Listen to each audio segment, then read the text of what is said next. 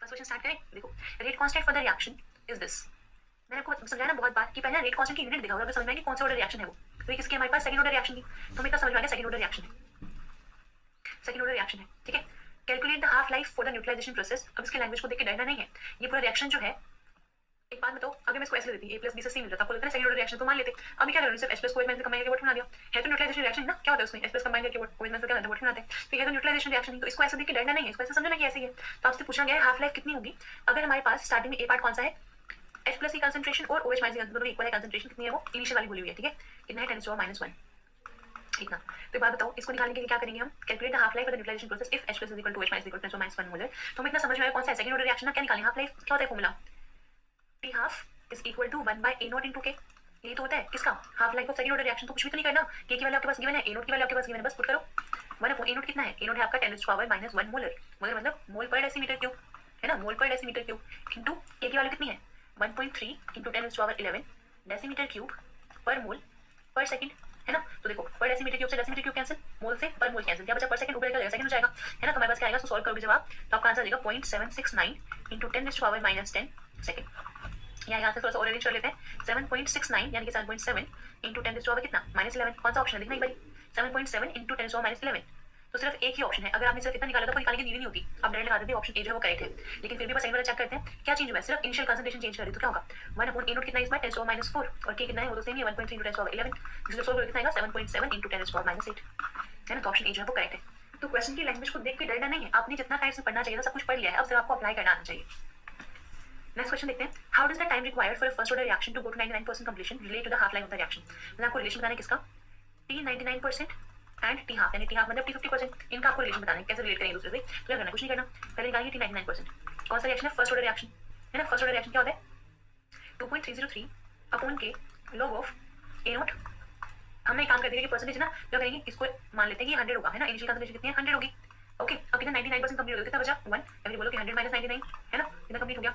अपने डिवाइड कर देते किससे, t 50% से, 50% में क्या होगा 2.303, क्योंकि सेम ही रिएक्शन की बात होती है और 8% तो सेम रहेगा है ना, इनटू log ऑफ कितना खत्म हुआ 50% खत्म होगा ना, तो स्टार्टिंग कितना इनिशियल 100 और 50% खत्म हो गया, ये हो गया है ना। तो कितना आएगा हमारे पास, अगर इसको सोल्व करोगे तो क्या हुआ देखो, ये तो कट गया है ना, ये तो सेम वैल्यूज थी कैंसिल हो गई। आगे देखो, ये log 100/1 यानी कि log 10 का स्क्वायर, तो आगे जाएगा 2 log 10 है ना। इसको देखो भी 10/50, सो log 100/50, log 100/50, ये 0 से 0 कैंसिल 1 2 यानी कि log 2, क्या है हमारे पास log 2। आपको पता है log 10 कितना होता है 1, सो 2 log 2 कितना होता है 0.3, सो ये हो गया हमारे पास t 99% divide by t 50% is equal to 2/0.3। तो किसके इक्वल आएगा, ये आ जाएगा आपके पास 6.666 के इक्वल। ठीक है, तो हम ये बोल सकते हैं कि t 99% जो है वो 6 पॉइंट क्वेश्चन के अकॉर्डिंग 6.67 टाइम्स है किसका, t 50% का। बस यही तो करना था, इतना ही करना था, तो ऑप्शन बी जो है वो करेक्ट हो जाएगा। ठीक है, अब देखते हैं क्वेश्चन नंबर 3, द रिएक्शन सिस, और ये अपने पास कोई कॉम्प्लेक्स दे रखा है, क्या है रिवर्सिबल रिएक्शन है ना। देखो जो मेरे पास ना ऐसे वाला साइन, तो ये ऐसे ही दोनों सेम होते हैं, ऐसे लगाओ चाहे ऐसे लगाओ, दोनों क्या है इक्विलिब्रियम कह लो या फिर रिवर्सिबल रिएक्शन कह लो। ठीक है, ये है is a first order reaction in both the direction, दोनों में क्या है फर्स्ट ऑर्डर है, इस तरफ भी फर्स्ट ऑर्डर इस तरफ भी first order. At 25 degree Celsius the equilibrium constant is 0.16, कितना है 0.16। Rate constant for forward reaction is this. आपको बताना है एक्सपेरिमेंट स्टार्टिंग में। अच्छा ये क्वेश्चन बहुत अच्छा है, पता है अगर आपसे सोल्व नहीं हुआ उस पर स्टार लगा लो।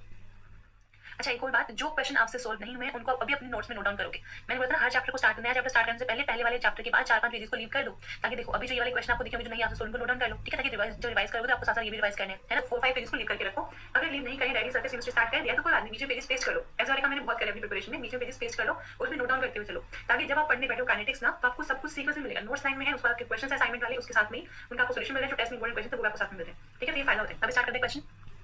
इन्होंने बोला in experiment starting with pure cis form, how long would it take for the half the equilibrium amount of transform to be formed. अगर इसका फॉर्मूला आपको याद तो क्या होता था, k1 + k inverse into t। इस मैंने बोला था किस जैसा होता है, अपना फर्स्ट ऑर्डर रिएक्शन जैसा ही होता है, बस k1 की जगह पे दोनों आते हैं, क्योंकि फॉरवर्ड और बैकवर्ड की बात हो रही होती है। मान लो a है ये b है, ठीक है ऐसे तो है ना। तो हमारे पास ऐसे हो गया a से b, फॉरवर्ड का हमें दे रखा है मान लो k1 है और बैकवर्ड वाला मान लेते हैं k इनवर्स, इसकी वैल्यू हमें गिवन है। ठीक है, चलो 2.303 log ऑफ, मैंने क्या बोला था हमारे पास जो फर्स्ट ऑर्डर में क्या होता है a/a - x, इसमें क्या होता है a को क्या करते हैं x ही लिखते हैं, याद करने की बात है ना, x - x। आपको ना वो वाला टाइम निकालना है जिसमें जो कंसंट्रेशन है, ये वाली कंसंट्रेशन वो कितनी हो गई है, हाफ द इक्विलिब्रियम अमाउंट। जो इक्विलिब्रियम में जो अमाउंट है उसकी हाफ द इक्विलिब्रियम अमाउंट, मतलब किसके इक्वल जाएगा, आपको वो वाला टाइम बताना है जब x किसके इक्वल होगा, xc/2 के इक्विलिब्रियम अमाउंट के हाफ के इक्वल। तो अगर इसको ले लेंगे xc/2। ठीक है, अब ना कॉमन मोमेंट लेना है यहाँ से, मान लो 2.303 log ऑफ, ऊपर तो x है, नीचे का x कॉमन ले लो, अंदर क्या बचेगा 1 - हाफ, x से x कैंसिल 1 - हाफ होता है, ऊपर चला जाएगा 2, सो 2.303 log 2 क्या होता है 0.3, ठीक है, अब बचता है ये k1 plus k inverse into T. T तो आपको निकालना है, k1 आपको गिवन है, k इनवर्स कैसे निकालोगे, ये भी एक इंपॉर्टेंट कॉन्सेप्ट था, हमें पता है जो इक्विलिब्रियम कांस्टेंट होता है वो किसके लिए होता है, rate of forward reaction divide by rate of backward reaction. तो इक्विलिब्रियम कांस्टेंट कितना है 0.16, फॉरवर्ड कितना है 3.3 इंटू 10⁻⁴ पर सेकंड, तो बैकवर्ड कितना हो जाएगा निकालेंगे ना हम k इनवर्स, तो यहाँ से k इनवर्स की वैल्यू कितनी आ जाएगी 3.3 इंटू 10⁻⁴ पर सेकंड डिवाइड बाय 0.16, है ना। जब इसको सॉल्व कर लोगे आपका आंसर आ जाएगा 0.00206 पर सेकंड। ठीक है, इतना निकाल लिया। अब क्या करना है, k1 की वैल्यू आपके पास है 3.3 10⁻⁴ पर सेकंड, k इनवर्स की वैल्यू आपके पास है, तो क्या टाइम तो निकल जाएगा आराम से, है ना। तो टाइम कितना आएगा सॉल्व करने के बाद 290.07 सेकंड्स। किसके पास में है ये वाला ऑप्शन ए, ऑप्शन ए जो है वो करेक्ट है। तो इंपॉर्टेंट चीज क्या थी, सबसे पहले तो ये समझना कि k इनवर्स, अच्छा सबसे पहले तो समझना ये जरूरी था कि कौन सा फॉर्मूला लगने वाला है, क्योंकि क्वेश्चन को इस तरह से फ्रेम करा गया है कि समझने का कौन सा फॉर्मूला लगाना, सिर्फ एक ही तो फॉर्मूला होता है रिवर्सिबल वाले में, नहीं तो ठीक क्वेश्चन है ना। x upon x minus x क्या बोला हुआ है, वो वाला टाइम निकालो जिसपे जो हमारे पास x जो ट्रांसफॉर्म जो बनी है उसका बेसिकली इक्विलिब्रियम कांस्टेंट का हाफ होगा, वो क्या कर दिया x/2, इक्विलिब्रियम अमाउंट कितने x, इक्विलिब्रियम अमाउंट का हाफ होगा, वो कितना x है x/2, बस यही करना था। उसके बाद आपने अब ये समझ लिया तो आधा क्वेश्चन वैसे सोल्व हो गया। उसके बाद क्या था, k इनवर्स चाहिए, कहां से आएगा, आपको k इक्विलिब्रियम दे रखा है और ये फॉरवर्ड दे रखा है, ये वाला कॉन्सेप्ट बहुत जगह यूज होता है, कभी k इक्विलिब्रियम दे देंगे k इनवर्स दे देंगे k1 निकाल लेंगे, है ना। तो ये बहुत इंपॉर्टेंट है, अच्छे से इसको स्टार मार्क करना। अब चेक करते हैं next question, the rate constant for a reaction at 230 degree Celsius is found to be exactly twice the value at 220 degree Celsius, calculate activation energy. ये तो अपना किसका है, अगली से क्वेश्चन था ना, और ये प्रीवियस क्वेश्चन है वैसे, k2 by k1 log of अगली से क्वेश्चन है EA upon 2.303 r into 1 by t1 minus 1 by t2। ये अपनी क्वेश्चन हो गई, ठीक है। अब इन्होंने बोला है जो 230 पे जो अपना रेट कांस्टेंट है वो क्या है, इसका डबल है, यानी कि हम मान लेते हैं इसको ये 230 वाला है अपना, ये 220 वाला है सपोज, तो क्या इसका डबल है, यानी ये k तो कितना होगा 2k, है ना। तो नीचे वाला k तो वाला 2k हो जाएगा, तो करके तो 2 ही बचेगा ना, तो हमने सिंपली क्या करा log 2 ले लिया यहाँ पे, इक्वल टू क्या एक्टिवेशन एनर्जी तो आपको निकालनी ही है, डिवाइड बाय 2.303, आगे वाला क्या होता है 8.31 per metre over, sorry 8.314 joule per kelvin per mole, क्योंकि यहाँ पे किलोग्राम में पूछा हुआ था, तो किलोग्राम ला लेते directly, 8.314 into 10⁻³ kilo joule per kelvin per मोल। ये हो गई हमारे पास, इनटू में क्या है, इनटू में है 1 by t1, यानी कि t1 कौन सा 220 डिग्री सेल्सियस, को ऐड करो 273 कितना हो गया 493, हमें केल्विन में लेना होता है 493 केल्विन माइनस t2 कितना 230, इसमें 273 305 ठीक है 503 केल्विन, बस सोल्व कर लो। ठीक है, जब सोल्व कर लोगे यहाँ से तो ए की वैल्यू कितनी आएगी, लो 2 0.3 है ना, तो बस सोल्व करो। अच्छा एक और बात, जो लोग नेट का एग्जाम देने वाले हैं क्या करेंगे, इसको आपको पूरी वैल्यू नहीं लेनी होती, इसको आप अप्रोक्सीमेट भी लेके करोगे तो भी आपका आंसर आ जाएगा। इसको 2 ले लो, या तो 2.3 ले लो, या इसको 8.3 ले लो, या फिर ओवर अप्रोक्सीमेशन लगाना है तो एक काम कर सकते हो, इसको 2 ले लो, इसको 8 ले लो, 16 हो गया नहीं, 16 - 3 उसको सोल्व करना पड़ेगा फिर, है ना। तो चलो यहाँ से ए की वैल्यू कितनी आ जाएगी हमारे पास, एक्टिवेशन की वैल्यू आ जाएगी 141.9 किलो जूल पर मोल, किलो जूल पर मोल। कौन सा ऑप्शन है ये, ऑप्शन नंबर नहीं है ऑप्शन सी, फोर्थ का ऑप्शन सी। नेक्स्ट देखते हैं फिफ्थ क्वेश्चन। अच्छा ये वाला क्वेश्चन तो देखो इजी है, क्योंकि हमने असाइनमेंट में ऐसा क्वेश्चन करा हुआ है, मैंने आपको डेरिवेशन भी करवाई थी वेंट ऑफ इक्वेशन को यूज करके, हमने कहा था ना वो क्या नाम है, अरेंज इक्वेशन निकाले थे हमने वेंट ऑफ यूज करके, है ना। बिल्कुल वैसे मैंने आपको एक असाइनमेंट भी करवाया जो कि प्रीवियस में आया था क्वेश्चन वो वाला। अब ये बिल्कुल सिमिलर कॉन्सेप्ट है, सिमिलर लाइन्स पे है क्वेश्चन, आपको बिल्कुल सिर्फ वैल्यू जैसे हमने पहले कहा ना वैसे ही करना है। अगर आपको मेथड याद होगा आप आराम से कर दोगे, इसको इंपॉर्टेंट बेस पे स्टार लगाना है आपको, इस पे भी एक स्टार लगाना है, ठीक है। तो मैंने ये पता है कि वेंट ऑफ इक्वेशन वैसे यूज करते हैं, dln k/dt is equal to EA upon RT², ये होते हैं हमारे पास वेंट ऑफ इक्वेशन, है ना, इसको हम यूज करते हैं। तो आपको ना इसको इसी फॉर्म में लेकर आना है, कंपेयर करना है इसके साथ, है ना। ये तो हमने पहले भी करा था ना, तो चलो स्टार्ट करते हैं। हमें गिवन है k is equal to, a किसके इक्वल है, जो a उसकी वैल्यू देखिए bt², तो वही लिखते हैं ना डायरेक्ट bt², साथ में क्या है t की पावर m, a की power minus e0 by RT, okay. अब ना b t की बेस से मैंने पावर को ऐड कर दो 2 + m, तो समझ में आया 2 + m कहां से आ रहे हैं, है ना। अब देखो अगर आपको इतना समझ में आया बोलेगा 2 + m ना, तो यहाँ तक करने के बाद डायरेक्टली आप ये वाला आंसर लगाओगे, उसका आंसर यही है, इसका ऑप्शन सी है। बट हम पूरा करके देखेंगे तो ये क्वेश्चन एकदम लीव करने वाला नहीं था, आपको आप एक स्टेप करना शुरू करो, समझ में आएगा कौन सा ऑप्शन इसका होगा। बट हम आगे करते हैं इसको, e to minus e0 by RT, ठीक है, ऐसे हो गया। अब क्या करेंगे, हमें लेना होता है ln, दोनों तरफ ln लगाना है, तो ln k is equal to ln b plus ln of t power कितनी 2 + m, then plus ln of e to the power minus e0 by RT, ठीक है। आगे करते हैं, ln k is equal to ln b plus power आगे आ जाएगी ना 2 + m into ln t minus e0 by RT, और ln e कितना होता है 1, इतना, ठीक है। अगर करना है हमें इसको डिफरेंशिएट करवाना है with respect to temperature dy dt, है ना, ऐसे ये भी हमें करना पड़ेगा, तो माइनस ऑफ dy dt ऐसे करके कर लो, ठीक है। स्टार्ट करते हैं।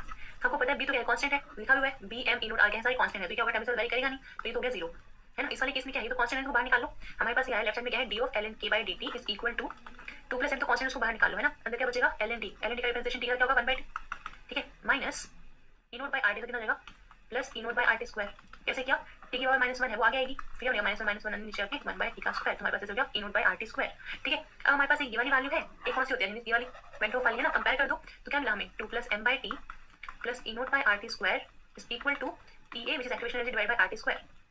अब नेक्स्ट स्टेप में, क्योंकि आप देख रहे हो जो ऑप्शन है ना उसमें हमारे पास सिर्फ EA पॉसिबल है एक साइड, तो क्या करेंगे RT² से डिवाइड मल्टीप्लाई कर दो इस तरफ, RT², यहाँ पे RT² और यहाँ पे भी आर टी स्क्वायर है ना, कॉमनली कैंसिल हो जाएगा, बट ये कैसे कैंसिल, आर टी स्क्वायर से ये कैंसिल, टी से ये कैंसिल, क्या बचेगा 2 + m into R T plus E not is equal to E A, which is our option सी।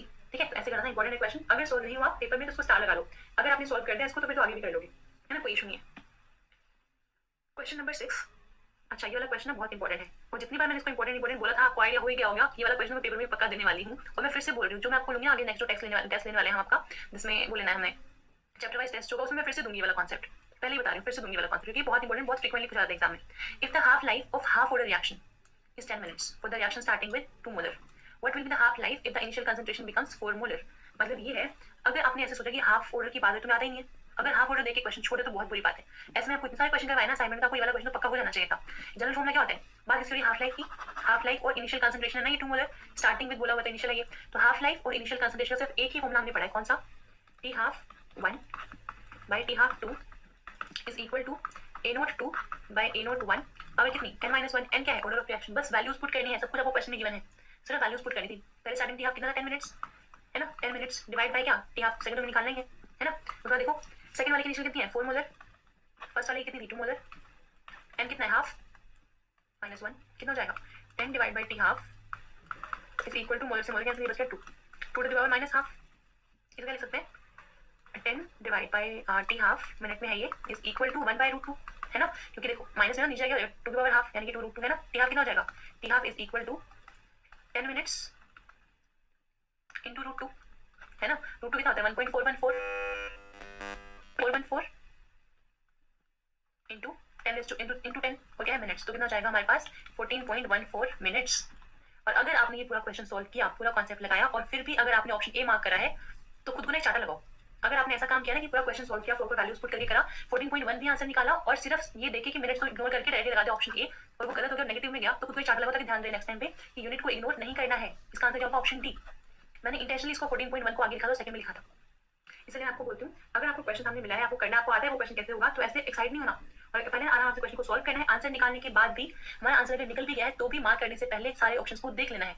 अगर आपका क्वेश्चन गलत हुआ है और आप निकालने के बाद अगर गलत हुआ है, तो बात बताओ, अगर आपने नजर मार लिया सारे ऑप्शंस, आपको दिया था 14.1 मिनट, आपका माइंड वही सोच रहा होगा अरे मिनट भी तो है, तो डायरेक्टली डी मार्क कर दे, या फिर अगर मुंह पर नहीं हाथ अच्छा मिनट में भी आपका आंसर किसने समझ आता है, ऐसे होता। तो एक बार मैं बोल रही हूँ, अगर आंसर निकाल भी लिया है, क्वेश्चन आता भी है, तो भी मार्क करने से पहले चारों ऑप्शन को एक बार देख लो, नेगेटिव होने से बच जाएंगे मार्क्स।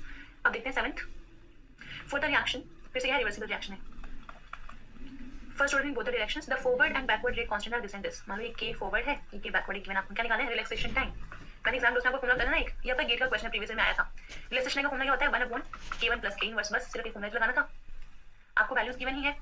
1/k1 कितना है, k1 है 4.2 × 10⁻⁻4 पर सेकंड, प्लस k इनवर्स कितना है 1.04 × 10⁻³ पर सेकंड। अब सिर्फ सॉल्व करना है, 10⁻⁴ कॉमन ले लो, क्या बचेगा 4.2 + 1.04 × 10, है ना, पर सेकंड भी साथ में ऊपर जाएगा सेकंड। जब इसको सॉल्व कर लोगे आपका आंसर आएगा 684.9 seconds, which is close to 685, यानी कि ऑप्शन सी, ऑप्शन सी। ठीक है, नेक्स्ट करते हैं। If the pre exponential factor in Arrhenius equation is this, pre exponential factor यानी कि ए आपको गिवन है, the value of rate constant at extremely high temperature will be close to. जिसने ये क्वेश्चन लीव करा है ना, तो देखो ध्यान से देखो, k is equal to a × the power -E/RT होता है। ये बोल रहे हैं एक्सट्रीमली हाई टेम्परेचर, जब कुछ ऐसा वर्ड यूज किया जाए एक्सट्रीमली हाई, क्या बोलो इनफाइनाइट ले लो उसको। ठीक है, आपको ना ए की वैल्यू गिवन है, उसको बाद में नहीं आपको निकालना है, रेट कांस्टेंट निकालना है। एक्सट्रीमली हाई मतलब टेम्परेचर क्या है, इनफाइनाइट है। ठीक है, तो e to the power -E/∞ हो गया ना ये, तो किसी भी चीज को अगर इनफाइनाइट से डिवाइड करोगे 1/∞ क्या होता है 0 होता है, तो ये कितना हो गया 0 और ये 0 होता है 1, यानी कि हमारे पास हो गया k is equal to 1, k is equal to a, और ये आपको गिवन है कितना 1.612 पर सेकंड, तो ये आपका k। Arrhenius equation for two chemical reactions are this, k1 and k2। If E1 is greater than E2, अगर E1 जो है ग्रेटर देन E2 है, तो आपको बताना है कौन सी वाली कंडीशन सेटिस्फाई करेगी। ऐसे वाले क्वेश्चन से एकदम डरना नहीं होता, पहले जो दिया उसको पहले लिखो, k1 is equal to a1 e to the power -E1/RT, है ना, और k2 क्या है, k2 is equal to a2 e to the power -E2/RT। Question लिख दो k1/k2 k2/k1, ऐसे जो लिखा हुआ है ना, ये काम करते हैं, इसको लिखो k1/a1 किसके इक्वल जाएगा e to the power -E1/RT के। इसको लिखो अपना k2/a2 is equal to e to the power -E2/RT। ठीक है, अभी देखो ये हमने लिख दिया। सो क्या करें, हमें गिवन है E1 जो है वो ग्रेटर देन है E2 से। अगर E1 ग्रेटर देन है ना, एक काम करो, RT तो कॉमन है, उसको तो भूल जाओ, E1 को कंपेयर करो सिर्फ, क्योंकि हमारे पास E1 की वैल्यू ज्यादा है, तो क्या होगा e की पावर -E1 क्या होगी, कम होगी। अगर ये ज्यादा है तो ये वाली वैल्यू कम होगी ना, तो अगर ये वाली वैल्यू कम है, क्योंकि जितना वैल्यू होगी नेगेटिव जा रही है ना, तो वैल्यू कम हो जाएगी, तो ये वाली वैल्यू कम होगी। अगर ये वाली वैल्यू कम है, राइट साइड कम है, तो क्या होगी, इस वाली की जगह आप देखोगे इसको मान लो 1, इसको मान लो 2, तो जो राइट हैंड साइड है हमारे पास हम ये बोल सकते हैं ना कि e of minus e1 by R T जो है वो क्या होगी, कम होगी किसके कंपेरिजन में, e of minus e2 by R T के, क्योंकि आर टी तो कॉमन है, e1 की वैल्यू ज्यादा है, अगर e1 की वैल्यू ज़्यादा नेगेटिव हो गई तो ज़्यादा नेगेटिव मतलब वैल्यू कम आएगी, तो ये देख लिया। तो ये राइट हैंड साइड की बात हुई, लेफ्ट में लगाओ, ये वाली वैल्यू ज्यादा है ना, तो अगर ये वाली वैल्यू ज्यादा ये भी याद होगी, हम बोल सकते हैं k1 बाई a1 जो है वो कम होगा किससे, k2 बाई a2 से। अब क्या करेंगे नेक्स्ट, इसको अरेंज करो अपने क्वेश्चन के अकॉर्डिंग, k2 को नीचे ले आओ, k1 by k2 is equal to, उसको ऊपर ले जाओ, ऐसे वाला चेंज a1 बाई a2, ठीक है, तो ये है ना, तो कौन सा ऑप्शन है, k1 by k2 is less than a1 by a2, first option ही है, 9 का ऑप्शन ए जो है वो करेक्ट हो जाएगा। अब देखते हैं लास्ट क्वेश्चन, ये भी प्रीवियस क्वेश्चन है। Under physiological condition the conversion of CO2 to bicarbonate ion by this enzyme, enzyme का मॉलिक्यूलर वेट आपको गिवन है 30,000 gram per mole, has a turnover number क्या होता है K2, the minimum amount of enzyme in microgram required to convert this gram of CO2 to this in 100 seconds. मैंने आपको एक formula लिखा था टर्नओवर नंबर का, टर्नओवर नंबर जिसको हम डिनोट करते हैं किससे, K2 से, है ना। सो टर्नओवर नंबर यानी K2 किसके इक्वल होता है, number of moles of product formed, number of moles of product formed divide by number of moles of enzymes consumed, number of moles of enzyme consumed into time taken, यही होता है ना। तो बस put करो, हम क्या number of moles of product, तो क्या तो बोल सकते हैं number of moles of product formed या फिर number of moles of reactant deformed, एक ही बात है। इन्होंने बोला है कि कितना अमाउंट चाहिए होगा, कितने को कन्वर्ट करेंगे, इतने को 0.44, ठीक है। रिएक्टेंट लेसन है अमाउंट ऑफ रिएक्टेंट डिफॉर्म्ड, तो इसका नंबर ऑफ मोल्स कैसे निकालोगे, गिवन मास बाय में मोलर मास कितना है इसका, CO2 का मोलर मास कितना होता है 44, है ना, CO2 का मोलर मास कितना होता है 44, तो ये हो गया 44 ग्राम्स पर मोल, ठीक है, divide by number of moles of enzyme, वो तो हमें निकालने हैं पहले, इनटू टाइम कितना लगाया 100 सेकंड्स, 100 सेकंड्स किसके इक्वल है, टर्नओवर नंबर भी गिवन है 4 × 10⁵ पर सेकंड, तो जब आप इसको सोल्व कर लोगे ना, मल्टीप्लाई कर यहाँ से आपका आएगा नंबर ऑफ मोल्स आ जाएंगे कितने 0.0025 इंटू 10⁻⁻7 मोल्स, तो ये हमारे पास क्या है, एंजाइम के मोल्स आए, नंबर ऑफ मोल्स, हम क्या निकालने हैं, कितनी अमाउंट चाहिए होगी। तो आपको पता है नंबर ऑफ मोल्स क्या होता है, number of moles is equal to given mass, या फिर जो भी हमारे पास मतलब गिवन मास बाय में मोलर मास लिखते हैं हम। तो हमने नंबर ऑफ मोल्स निकाल लिए कितने 0.0025 इंटू 10⁻⁻7 मोल्स, है ना। मास कितना चाहिए वही तो हमें निकालना है, तो उसको मान लेते हैं, एम से नोट कर देते हैं, मोलर मास कितना गिवन है 30,000 ग्राम पर मोल, ठीक है। तो बस निकालो मल्टीप्लाई करके, एम कितना जाएगा यहाँ से एक पर मोल से मोल कैंसिल हो जाएगा, आपके पास मास आएगा कितना 75 इंटू 10⁻⁻7 ग्राम्स, लेकिन आपको ध्यान रखना है वैल्यू किससे पूछ रही है, माइक्रोग्राम्स में। क्या करोगे, आपको पता है 1 माइक्रो का मतलब क्या होता है 10⁻⁻6, अगर ग्राम है तो यहाँ पे ग्राम होगा, तो 1 ग्राम कितना हो जाएगा 10⁻6 माइक्रोग्राम्स, तो बस 1 ग्राम बोली तो ये जाएगा 75 इंटू 10⁻⁻7 इंटू 10⁻6 माइक्रोग्राम्स कितना जाएगा आंसर 7.5 माइक्रोग्राम। तो ये आपका फाइनल आंसर। आई थिंक अभी सारे क्वेश्चन क्लियर हो गए होंगे। नेक्स्ट टाइम में जो इस वाले टेस्ट में मिस्टेक्स उनको नेक्स्ट टाइम में रिपीट मत करना, बाकी मार्क्स कम ज्यादा होते रहते हैं, तो डिमोरलाइज बिल्कुल नहीं होना है। Happy learning.